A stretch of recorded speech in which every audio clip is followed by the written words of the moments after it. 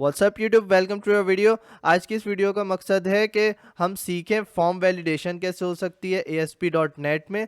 और आज की वीडियो की ख़ास बात यह है कि हम इस फॉर्म वैलिडेशन को करेंगे बिना किसी कोड को हाथ लगाए हुए, यानी बिना कोड करे डायरेक्ट डिज़ाइन व्यू से हम पूरा फॉर्म बनाएंगे और उसे वैलिडेट भी करेंगे। तो आइए देखते हैं कि ये कैसे हो सकता है। ये वो प्रोजेक्ट है जिसमें हमने इससे पिछली वीडियो में काम किया था।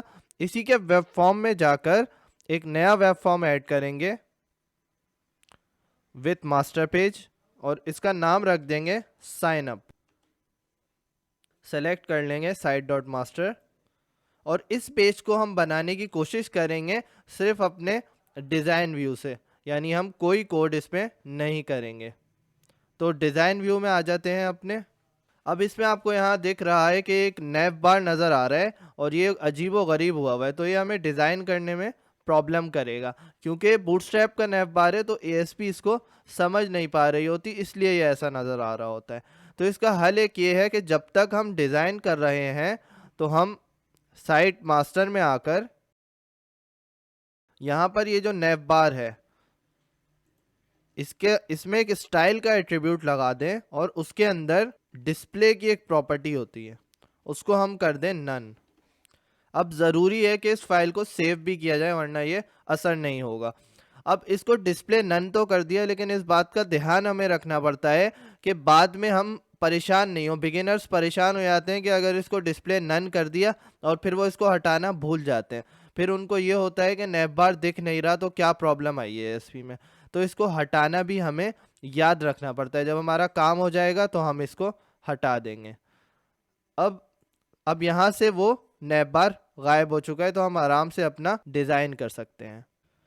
अब हमारे पास 6 तरह के वैलिडेशन कंट्रोल होते हैं जिनको हम इस्तेमाल कर सकते हैं ASP में ताकि वैलिडेशन अप्लाई की जा सके। ये सारे कंट्रोल्स हमें टूल बॉक्स में मिल जाते हैं। तो टूल बॉक्स को भी मैं पिन करूंगा और यहाँ पर स्टैंडर्ड बंद करके सबसे पहले मैं HTML वाले सेक्शन में आऊँगा और यहाँ पर मुझे टेबल चाहिए, तो इस टेबल को मैं लाकर यहाँ ड्रॉप कर दूंगा। अब टेबल आने के बाद HTML से मेरा काम ख़त्म। अब मेरा जो काम होगा वो वैलिडेशन से होगा और ये स्टैंडर्ड वाले स्पेक से होगा। तो अब इस साइन अप फॉर्म को डिज़ाइन करने के लिए हमें मेनली 2 टैब्स की ज़रूरत होगी। तो इस सॉल्यूशन एक्सप्लोरर को फ़िलहाल मैं साइड पे कर दूंगा और इसकी जगह टूल बॉक्स की मुझे ज़रूरत होगी, जिसे मैं लेफ़्ट पर ला रहा हूँ और राइट पर रखेंगे प्रॉपर्टीज़ की टैब को और बीच में आ गया ये हमारा फॉर्म। अब फॉर्म में हमें मेनली 2 चीज़ों की ज़रूरत पड़ेगी, एक ये स्टैंडर्ड और एक ये वैलिडेशन वाले कंट्रोल्स। तो सबसे पहले मैं लेबल को ड्रैग करूंगा और अपने फॉर्म में ले आऊंगा। अब जिस कंट्रोल पर मैंने क्लिक किया हुआ होता है उसकी प्रॉपर्टीज़ मुझे राइट साइड पर नज़र आएंगी। अब एक चीज़ का ख्याल रखना है कि अगर मैं इस लेबल को चेंज करना चाहता हूं तो मैं डबल क्लिक नहीं करूंगा इसे और ना ही ऐसे इसके आगे लिखना शुरू हो जाऊंगा। उससे क्या होगा, ये लेबल जो है ये चेंज नहीं हुआ, बल्कि इसके आगे ये जो लिखा हुआ है ये अलग से लिखा हुआ है, यानी ये किसी टैग के अंडर नहीं है। तो अगर इसको मुझे चेंज करना है तो तरीका ये होता है कि मैं उस लेबल पर क्लिक करूं और उसके बाद यहाँ पर ये जो टेक्स्ट है ना, इसको मैं चेंज कर सकता हूँ। जैसे इसको मैं चेंज कर रहा हूँ साइन अप। अब अगर मुझे इसका स्टाइल चेंज करना है तो उसका एक तरीका होता है कि अगर मैं इस कंट्रोल पर क्लिक करूं तो यहाँ पर मुझे बहुत सारे स्टाइलिंग के ऑप्शन दिए हुए हैं। तो मैं इसको बोल्ड कर सकता हूँ, इसका साइज चेंज कर सकता हूँ, मैं लार्ज कर सकता हूँ इसका साइज, और इसे इटैलिक वगैरह भी कर सकता हूँ। फिलहाल इतना काफ़ी है कि इसको मैंने लार्ज कर दिया। अब इसके अलावा ये जो है टेबल के ये कॉलम आए हुए हैं, तो इनको मैं थोड़ा रिसाइज कर दूंगा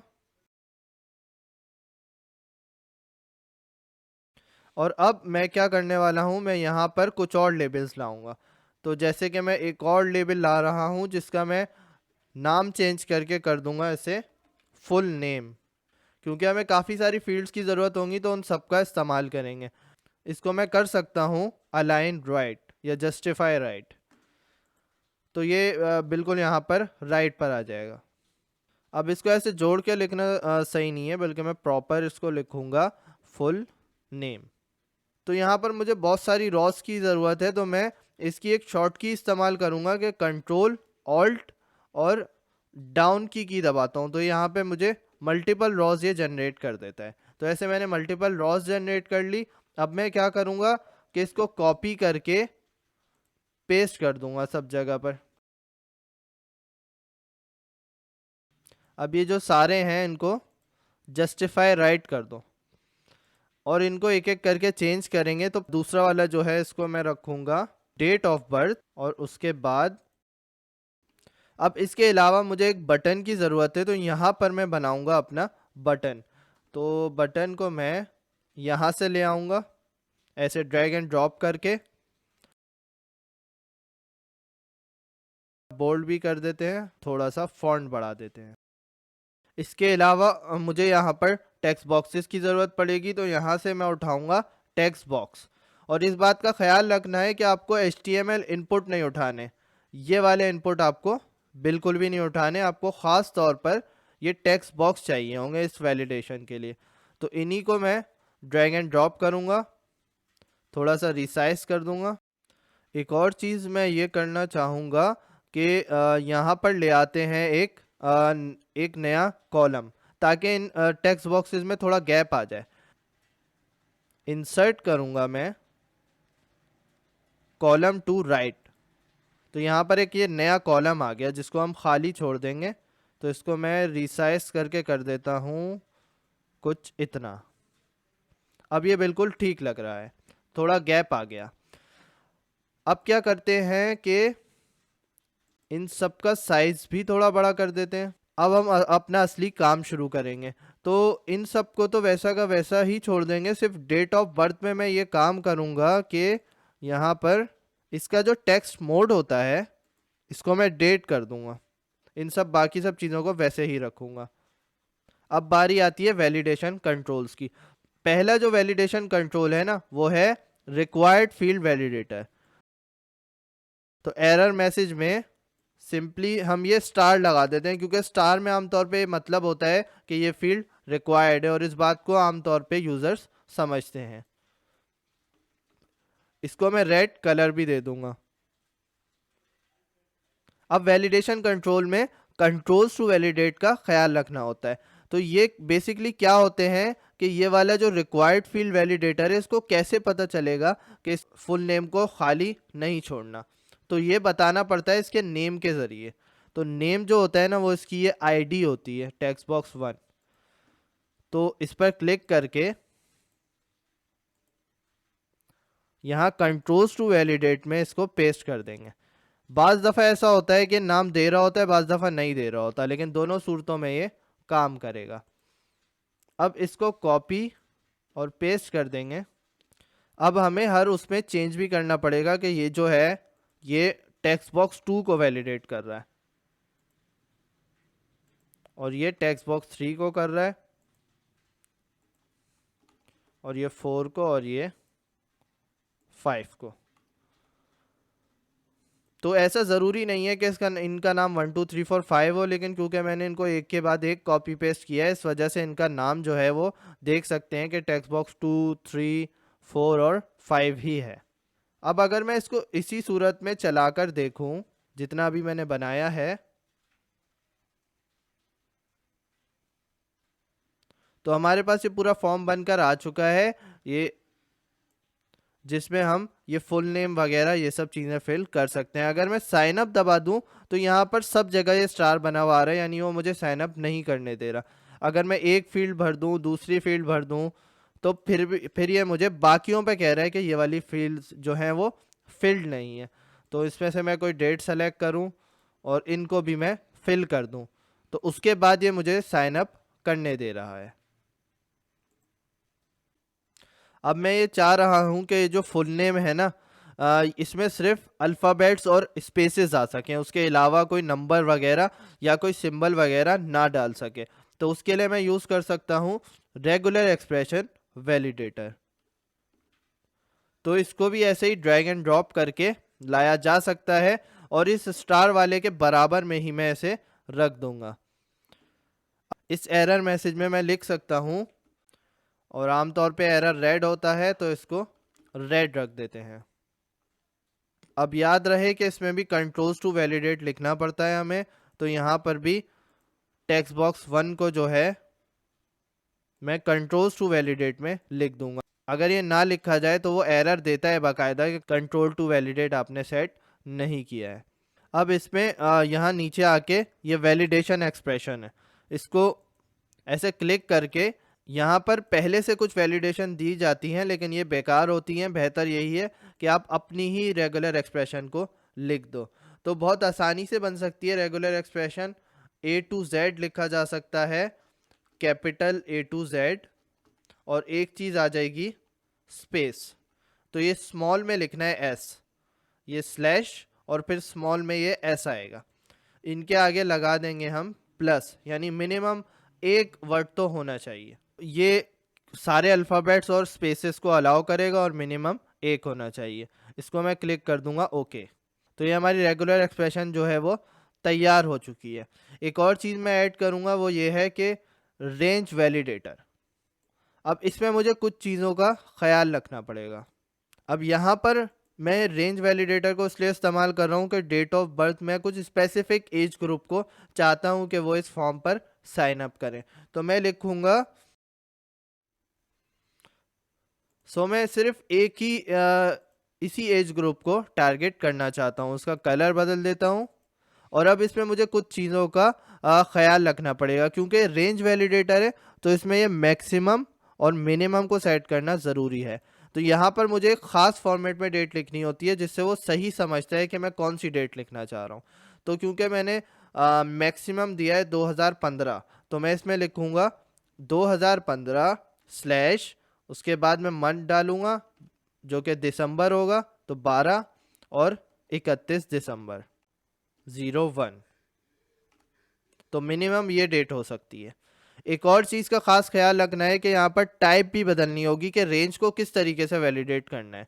तो मैं वैलिडेट करना चाहता हूँ डेट को, और हमें कंट्रोल्स टू वैलिडेट इसको भी चेंज करना होगा।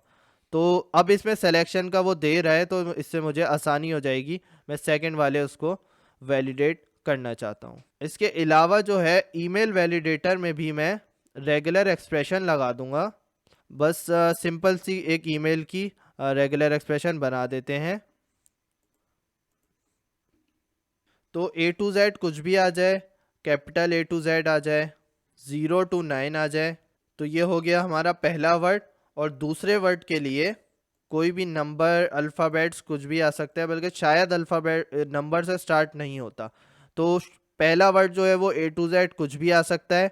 सेकंड वर्ड जो होगा वो A to Z नंबर्स, ये माइनस का सिंबल, और उसके बाद एक ऐट का सिंबल आएगा, फिर डोमेन का नाम आता है।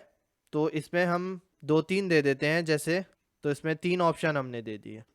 अब उसके बाद डॉट लिखेंगे, तो डॉट को डायरेक्ट नहीं लिख सकते, तो स्लैश डाल के डॉट, क्योंकि स्पेशल कैरेक्टर होता है।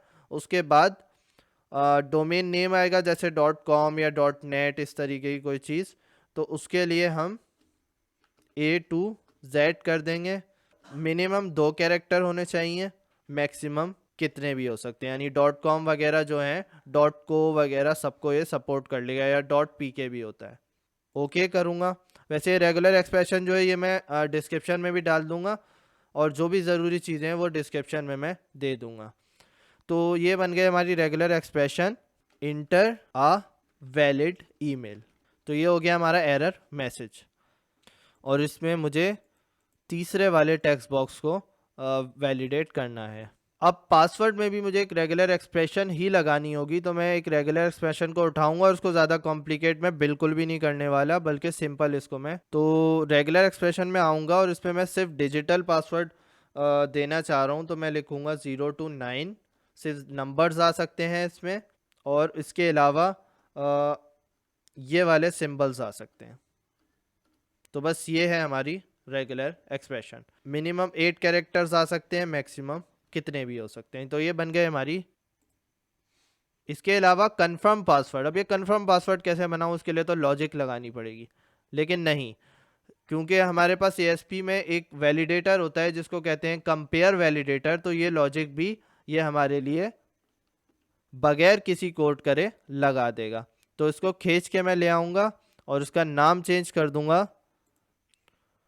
اب اس میں کیا کرنا ہوتا ہے، اس میں یہ کرنا ہوتا ہے کنٹرول ٹو ویلیڈیٹ تو ہوتا ہے، اس میں ہمارے پاس کنٹرول ٹو کمپیئر بھی ہوتا ہے. تو ایک ایک ٹیکسٹ باکس ڈال دیں، یہ ہمارے پاس 4 ہے اور یہ ہمارے پاس 5 ہے. تو یہاں پر ڈال دیں 4 کو اور یہاں پر ڈال دیں 5 کو. اس سے کوئی فرق نہیں پڑتا کہ کس میں کس کو ڈالیں.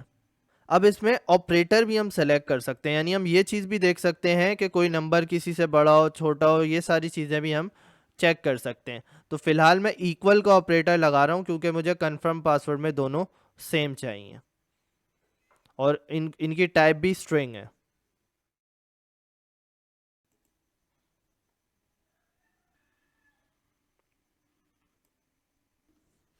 تو اگر میں نام کو دیکھوں تو میں نام کچھ بھی ڈال دوں تو یہ ایکسیپٹ اسے کر رہا ہے. اگر میں اس میں کوئی نمبر ڈال دوں بیچ میں اور اسپیس ڈال کے کچھ لکھ دوں تو اب یہ کہے گا نیم کین اونلی بی الفابیٹس. تو یہاں پر ایک اور چیز غور کرنے والی ہے کہ یہاں پر تھوڑا سا اسپیس چھوڑ رہا ہے. یہ دراصل یہ جو اسٹیرک ہے نا، یہ اسی کا اسپیس چھوڑ رہا ہے، بھلے یہ دکھائی نہیں دے رہا لیکن یہ اس کا اسپیس چھوڑتا ہے. تو اس کا بھی ایک طریقہ ہوتا ہے جو کہ میں ابھی بتاؤں گا. فی الحال میں نمبر مٹا دوں تو یہ نیم کو صحیح سمجھنے لگتا ہے. اب اگر ڈیٹ ہے وہ میں 2021 کی کوئی ڈیٹ لگا رہا ہوں تو یہ مجھے بولے گا کہ ڈیٹ جو ہے نا وہ اوقات میں ہونی چاہیے. تو اوقات کے مطابق سیٹ کریں اگر ہم تو 2014 کی کوئی ڈیٹ چل جائے گی. تو اب یہ ڈیٹ کو ایکسیپٹ کر رہا ہے. ای میل میں abc@yahoo ایسا لکھ کر اگر چھوڑ دوں تو یہ کہہ رہا ہے انٹر اے ویلڈ ای میل. اب مجھے ای میل پورا لکھنا پڑے گا. اب پاسورڈ کی بات کر لیتے ہیں. تو اگر میں لکھتا ہوں 1 2 3 سائن اپ تو یہ کہہ رہا ہے password can only contain numbers اور الفابیٹس. اور ایک اور چیز کہ ریکوائرڈ ویلیڈیٹر ہم یہاں سے ہٹا دیں گے کیونکہ کنفرم پاسورڈ میں اس کی ضرورت نہیں ہوتی. خیر اب یہ کہہ رہا ہے کہ پاسورڈ کو 8 کیریکٹرز کا تو کرو، تو اس کو 4 5 6 7 اور 2 ڈال دیتے ہیں سمبلس. تو اب جو یہ ہے اس کا ہٹ گیا ہے لیکن پاسورڈ ڈز ناٹ میچ کا ابھی بھی آ رہا ہے. تو ہمیں یہ سیم پاسورڈ کرنا پڑے گا. اگر تھوڑا سا بھی گڑبڑ ہوگا تو وہ ایکسیپٹ نہیں کرے گا. جیسے ہی اس کو سیم کریں گے ہم اور پھر نیچے والی فیلڈ میں آئیں گے تو اب وہ غائب ہو گیا اور اب یہ مجھے سائن اپ کرنے دے رہا ہے. تو اب ان دونوں چیزوں کا کرتے ہیں. سب سے پہلے تو اس میں یہ کنفرم پاسورڈ کے ریکوائرڈ فیلڈ ویلیڈیٹر کو میں ڈیلیٹ کر رہا ہوں. اب کیا کرنا ہوگا کہ یہ جو سارے کنٹرولز ہیں یہ میں پہلے بھی کر سکتا تھا لیکن مجھے دکھانا تھا اس لیے میں نے نہیں کیا. ورنہ ہم جو ڈسپلے ہے نا سب کو ڈائنامک رکھتے ہیں. اس سے کیا ہوگا کہ یہ نا جگہ نہیں گھیرے گا. اگر اسٹیرک نہیں لکھا ہوا ہوگا تو اسٹیرک اپنی جگہ نہیں گھیرے گا. اب ایک چیز ہوتی ہے ویلیڈیشن سمری. یہ ویلیڈیشن سمری یہ بہت ہی سمپل ہوتا ہے. اس کو بس آپ کو کھینچ کے لانا ہے اور یہاں پر میں اس کو رکھ رہا ہوں اور یہاں پر ایک ٹک لگانا ہوتا ہے شو میسج باکس. اس کو میں ٹرو رکھ دیتا ہوں. تو اب اس سے ہوگا یہ کہ جب میں ان کو چلاؤں گا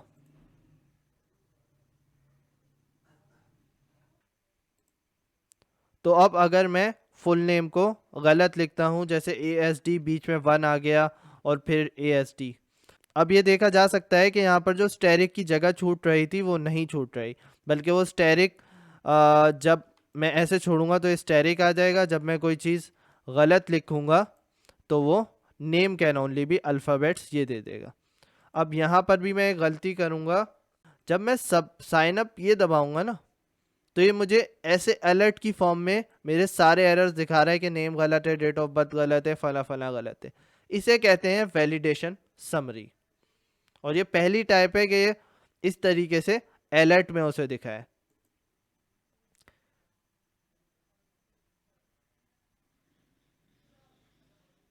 اس کے علاوہ یہ کیا کرتا ہے ایسے بھی اس پورے کو لکھا ہوا دکھاتا ہے. تو ہم چاہیں تو وہ الرٹ والی چیز کو بند بھی کر سکتے ہیں اور بھی بہت ساری چیزیں کر سکتے ہیں جو کہ میں ابھی دکھاتا ہوں. تو ایک تو یہ چیز کر سکتے ہیں ہم کہ الرٹ والے کو پہلی فرصت میں بند کریں, اور یہ جو سارے ہیں کنٹرول دبا کر ان کو میں سلیکٹ کر رہا ہوں, ان کا ڈسپلے جو ہے نا اس کو نن کر دیں. اب جب اس کو چلائیں گے نا, اب میں اس پہ سیم غلطیاں کرتا ہوں اور سائن اپ دباتا ہوں, تو اب کیا ہے کہ یہاں پر باقاعدہ لکھا ہوا نہیں آ رہا, نہ ہی کوئی الرٹ شو ہو رہا, بلکہ ایک سمری کے طور پہ سارے جو ایررز ہیں نا وہ اکٹھے نظر آ رہے ہیں. اب اس میں سے میں کچھ ایرر اگر ریزالو کر دوں, جیسے کہ یہاں پر میں 1 2 3 4 5 6 7 8 9 0, چلو تو اس نے پاسورڈ والے دونوں ایررز ہٹا دیے, باقی کے ایررز ابھی بھی شو ہو رہے ہیں. تو اگر سمری اس طریقے سے نیچے دکھانی ہے یا سائڈ میں دکھانی ہے تو اس کے لیے یہ ویلیڈیشن سمری جو ہے نا اس کا استعمال کیا جا سکتا ہے. اب یہ جو لکی نمبر میں نے بنایا تھا نا, اصل میں اب اس کا استعمال آئے گا. تو میں نے کہا تھا کہ ہم بالکل بھی کوڈنگ نہیں کریں گے, یعنی بنا کوڈ کیے اس پورے فارم کو بنائیں گے, جو کہ ہم نے کیا. ابھی تک ہم نے کسی ایک لائن آف کوڈ کو بھی ہاتھ نہیں لگایا, حالانکہ اگر اس سورس میں جا کے دیکھا جائے تو اے ایس پی نے ہمارے لیے یہ 100 سے 110 لائن کا کوڈ یہ ہمارے لیے جنریٹ کیا ہے, جو کہ ٹیبل میں جو ساری روز کالمز وغیرہ جو بھی ہیں چیزیں. تو ہم نے ابھی تک کوئی کوڈ نہیں کیا ہے, لیکن یہاں پر ایک کسٹم ویلیڈیٹر بھی ہوتا ہے جس کو میں لکی نمبر کے آگے رکھ رہا ہوں. اب بات یہ ہے کہ اگر اس کسٹم ویلیڈیٹر کو ہم یوز کرنا چاہتے ہیں, ویسے تو ضروری نہیں ہے اور اسے کم ہی یوز کیا جاتا ہے, لیکن اگر ہم اپنا کوئی فنکشن ڈالنا چاہتے ہیں تو اس کے لیے ظاہر سی بات ہے ہمیں کوڈ کرنا پڑے گا. ہم اے ایس پی کو بول کے تو بتا نہیں سکتے, کوڈنگ ہی ہمارے پاس ذریعہ ہوتا ہے کمیونیکیٹ کرنے کا. تو اگر میں کوئی ایسا ویلیڈیٹر بنانا چاہتا ہوں جس میں لکی نمبر لے رہا ہوں, اس لکی نمبر میں کچھ اس طرح کی شرط رکھ رہا ہوں کہ, تو اب ہمارے پاس ایسا کوئی ویلیڈیٹر نہیں ہے جس سے میں اس طرح کا فنکشن رکھ سکوں. تو اس کے لیے میں بنا سکتا ہوں اپنا فنکشن. اب یہ کسٹم ویلیڈیٹر تو میں نے لگایا ہوا ہے, لیکن اب یہ کس چیز کو ویلیڈیٹ کرے گا اور کیسے کرے گا. پہلی بات ہے وہ چیز تو سیم رہتی ہے کہ اس کا نام ٹیکسٹ باکس 6 ہے, تو اس میں کنٹرول ٹو ویلیڈیٹ میں آ جائے گا ٹیکسٹ باکس 6. اب یہ کس فنکشن سے ویلیڈیٹ کرے گا وہ ہمیں ڈیفائن کرنا ہوتا ہے یہاں پر, کلائنٹ ویلیڈیشن فنکشن. اب کیونکہ میں نے کہا تھا کہ میں کوڈ نہیں کروں گا, تو میں یہاں پر سورس میں آؤں گا اور میرے پاس ایک کوڈ پہلے سے بنا ہوا رکھا ہے جس کو میں صرف پیسٹ کروں گا. تو یہاں پر آ کر میں اس کو پیسٹ کر دوں گا. تو یہ کوڈ کوئی سمجھنا زیادہ مشکل نہیں ہے. اس میں ایک فنکشن ہے جس میں 2 قسم کے آرگیومنٹ لیے ہیں. پہلا والا آرگیومنٹ تو ہم یوز کرتے نہیں ہے, ریکوائرمنٹ ہوتی ہے کہ ہم اے ایس پی میں جو سپورٹڈ ہے یہ والا کلائنٹ ویلیڈیٹ کا فنکشن, اس کے لیے ریکوائرمنٹ ہوتی ہے, اور اس کا نام کچھ بھی ہو سکتا ہے, اس سے فرق نہیں پڑتا. اس میں ایک آرگیومنٹس کا سیکنڈ ویریبل دینا پڑتا ہے جس میں 2 پراپرٹی ہوتی ہیں, ڈاٹ ویلیو. یہ ڈاٹ ویلیو کیا کرے گی کہ ہمارے پاس یہ ڈیزائن میں یہ لکی نمبر میں فرض کریں کہ کسی نے لکھا 11, تو آرگیومنٹس ڈاٹ ویلیو جو ہے نا یہ اس 11 کو لا کر ہمیں یہاں پر دے دے گی. اب ہم اس 11 کو کمپیئر کر لیں گے اس کے ذریعے. یہ ہوتا ہے ماڈیولس آپریٹر, جو کہ ڈیوائڈ کر رہا ہوتا ہے 2 سے.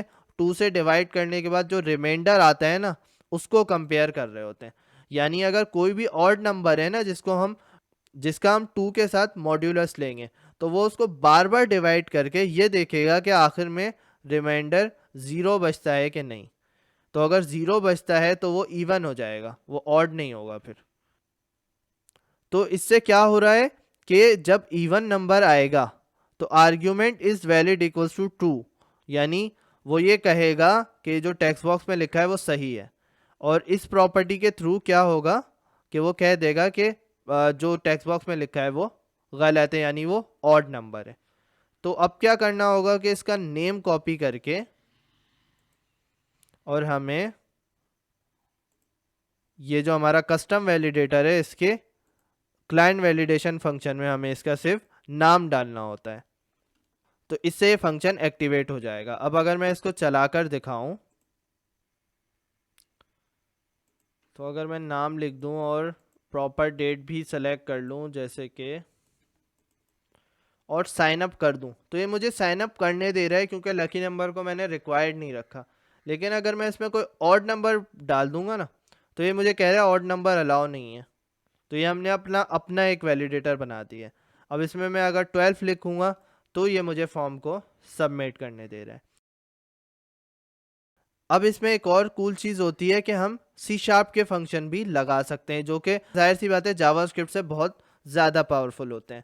تو یہاں پر آ کر اس ویلیڈیٹر پہ کلک کر کے اس ایونٹس پر آ کر یہاں میں سرور ویلیڈیٹ بھی لگا سکتا ہوں. تو اس پر ڈبل کلک کر کے یہ مجھے سائن اپ کے کوڈ والے پارٹ میں لے آیا ہے. تو یہاں پر بھی میں اپنا ایک فنکشن لگا سکتا ہوں. لیکن اس کے لیے میں یہ سمجھتا ہوں کہ ضروری ہے کہ جاوا اسکرپٹ والا فنکشن کو ہٹا دیا جائے کیونکہ بعض دفعہ پرابلم کرتے ہیں. کوئی ایک ان میں سے چل رہا ہوتا ہے اور دوسرے کے ساتھ کانفلکٹ کر رہا ہوتا ہے. تو بہتر ہے کہ ایک ہی کوئی لگایا جائے, یا یہاں سے آپ جاوا اسکرپٹ کے ویلیڈیشن لگا دو یا آپ یہاں سے سرور ویلیڈیٹ میں سی شارپ کے تھرو ویلیڈیشن لگا دو. اب اس سرور کے اندر بھی میں ایک کوڈ ہے جسے میں پیسٹ کروں گا یہاں پر. تو فی الحال اس پراپرٹیز کو میں بند کر رہا ہوں اور اس ٹول باکس کو بھی بند کر رہا ہوں. تو یہ میرا پورا کوڈ ہے. تو یہ بتا دیتا ہوں کہ کرتا کیا ہے. سی شارپ میں بھی کیا ہے کہ یہاں پر ایک ARGS کے نام سے ایک ویریبل بنا ہوا ہے. اس کی بھی دو پراپرٹیز ہوتی ہیں, ایک ڈاٹ ویلیو اور ایک ڈاٹ از ویلڈ, جیسے جاوا اسکرپٹ میں میں نے دکھایا تھا. تو پہلی جو کنڈیشن ہے نا وہ اس چیز کو جج کر رہی ہے کہ انٹ ٹرائی پرس. یہ ٹرائی پرس یہ ہوتا ہے کہ یہ انٹیجر میں کنورٹ کرنے کی کوشش کرے گا جو بھی ان پٹ میں لکھا ہوا ہے. اگر اس کو کنورٹ نہ کر پائے گا تو یہ کیا کرے گا کہ فالس ریٹرن کرے گا. تو اس سے ہمیں یہ پتا چل جائے گا, تو اگر ان پٹ میں جو بھی ویلیو لکھی ہوگی وہ ایک نمبر ہوگا تو یہ اس کو کنورٹ کرنے میں کامیاب ہو جائے گا, تو یہ اس کو ٹرو ریٹرن کرے گا. اگر نہیں کامیاب ہو سکا تو یہ اس کو یہ پورا فنکشن اس کو فالس ریٹرن کرے گا. اور یہاں پہ ناٹ آپریٹر لگا ہوا ہے تو یہ اس فالس کو کنورٹ کر دے گا ٹرو میں.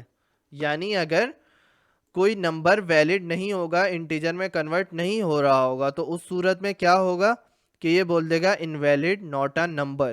یعنی یہ کسٹم ویلیڈیٹر کے ایرر میسج کو چینج کر رہا ہے. تو یہ سی شارپ کی کیپیبلٹی ہے, جاوا اسکرپٹ سے کرنا بہت مشکل تھا. تو یہ سی شارپ سے ہم ایرر میسج کو بھی چینج کر سکتے ہیں کیونکہ کسٹم ویلیڈیٹر جو ہے نا اس کی آئی ڈی یہی ہے. اگر میں اس پہ کلک کروں پراپرٹیز میں تو اس کی آئی ڈی یہ ہے, اس کے تھرو میں اسے سی شارپ میں ایکسس کر پا رہا ہوں. اور کیونکہ یہ سرور کنٹرول ہے اس وجہ سے بھی میں ایکسس اسے کر پا رہا ہوں. تو اس کا پہلا آرگیومنٹ جو ہے وہ تو اس لیے ہوتا ہے کہ کون سا وہ نمبر ہے جسے کنورٹ کر کے دیکھنا ہے, یعنی ٹرائی کر کے دیکھنا ہے. جو دوسرا آرگیومنٹ وہ ہوتا ہے نا وہ اس لیے ہوتا ہے کہ فرض کریں ہم نے اس کو دیا, ہماری ان پٹ میں لکھا ہوا تھا 155, تو یہ اس کو کنورٹ کر پائے گا انٹ میں تو وہ تو کوئی مسئلہ نہیں ہوگا. تو پھر کیا کرے گا آؤٹ ریزلٹ, یعنی جب یہ فنکشن ٹرائی پرس کا ختم ہو جائے گا نا تو ریزلٹ میں سیو ہو جائے گا 155. یہ اس لیے ہوتا ہے کہ اگر ضرورت ہو بعد میں اس نمبر کو یوز کرنے کی. ادروائز اگر اس میں لکھا ہو 1AB اس طریقے کا کچھ لکھا ہو تو یہ ٹرائی پرس فیل ہو جاتا ہے. تو اس صورت میں ریزلٹ میں جو ہے نا وہ 0 سٹور ہو جاتا ہے. اب اس کے بعد جو ہے نا ایک اور کنڈیشن ہے کہ اگر جو نمبر ہے وہ 0 سے کم ہو تو ایرر میسج کو چینج کر دے اور اس ویلڈ کو فالس کر دے. میں نے ریٹرن اس لیے کیا ہے کیونکہ اب اگلی کنڈیشن چلنی نہیں چاہیے. اب یہاں پر بھی ایک اور کنڈیشن ہے جو کہ ہم نے جاوا اسکرپٹ میں لگائی تھی وہ میں نے یہاں بھی لگا دی. یعنی یہ سی شارپ میں کمپلیٹ ویلیڈیشن ہمارے پاس ہو سکتی ہے اور 3 طرح کے ایرر کے لیے میں ایک ہی کسٹم ویلیڈیٹر کو جج کر رہا ہوں. تو اس کسٹم ویلیڈیٹر میں ہم سی شارپ کی کمپلیٹ پاور کو یوز کر سکتے ہیں. اور لکی نمبر میں ہم ڈال دیتے ہیں کچھ عجیب سا. تو یہ کہے گا invalid input not a number. اب اگر میں کوئی مائنس میں کوئی ویلیو دے دوں اس کو -80، number can not be less دین 0. اور اگر میں اس میں کوئی آڈ نمبر دے رہا ہوں تو اب یہ ویسے تو صحیح ہے لیکن ہم آڈ نمبر کو ایکسیپٹ نہیں کرتے، تو وہ بولے گا آڈ نمبر آڈ ہے اور ہم اسے ایکسیپٹ نہیں کر سکتے. اگر میں صحیح نمبر دے دوں جیسے کہ ایک ایون نمبر ہے تو وہ فارم کو ایکسیپٹ کر لے گا. تو یہ ہم نے پورا فارم بنایا اور پوری فارم ویلیڈیشن کی بنا کوئی کوڈ کیے ہوئے. بس ہمیں کسٹم کنٹرول میں اپنا فنکشن لکھنا پڑا، کیونکہ اسی لیے اس کو کسٹم کہتے ہیں کہ وہ پہلے سے نہیں بنا ہوا ہوتا بلکہ ہمیں اسے ڈیفائن کرنا پڑتا ہے. تو آج کے لیے اتنا ہی. ویڈیو پسند آئے تو ضرور لائک کیجیے اور چینل کو ضرور سبسکرائب کیجیے اور ویڈیو کو اپنے سارے دوستوں کے ساتھ شیئر کیجیے. سی یو نیکسٹ ٹائم.